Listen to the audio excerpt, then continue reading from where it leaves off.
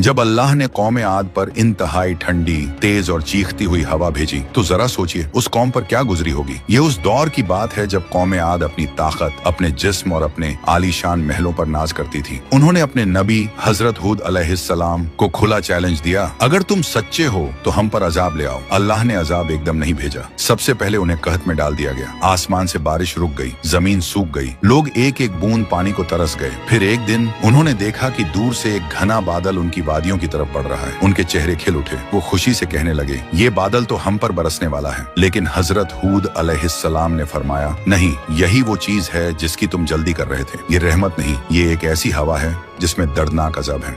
और फिर देखते ही देखते एक खौफनाक तूफान उठ खड़ा हुआ। ये कोई आम हवा नहीं थी, ये इंतहाई ठंडी, चीखती और जिस्म को चीर देने वाली हवा थी। जब ये चली तो उन देवका ताकतवर लोगों को जो पहाड़ों को काटकर महल बनाते थे, जमीन से ऐसे उखाड़ फेंकती थी जैसे कोई दरख्त जड़ समेत उखाड़ दिया जाए। हवा उन्हें आसमान में उछालती और फिर पूरी ताकत से उनके सिरों को जमीन पर पटक देती, इतनी शिद्दत से कि सिर धड़ से अलग हो जाते। अल्लाह का यह कहर 7 रातें और 8 दिन लगातार बरसता रहा। वो हवा उन्हें ढूंढ ढूंढ कर मारती थी, उनके मजबूत पहाड़ी महलों में, उनकी घाटियों में, यहाँ तक कि तंग गलियों के अंदर घुसकर भी। और जब यह दर्दनाक अजाब थम गया तो मंजर ऐसा था कि दिल कांप जाए। बड़े बड़े जिस्म वाले लोग जमीन पर ऐसे पड़े थे जैसे खजूर के खोखले, सूखे तने, बिना सिर के, बिना जान के। तब अल्लाह ने फरमाया, क्या तुम अब उनमें से किसी को बाकी देखते हो? उनका घमंड, उनका इरम शहर, उनके ऊंचे ऊंचे सुतून सब मिट्टी में मिल चुके थे और वहां अब सिर्फ उजड़े हुए घर थे। खामोशी थी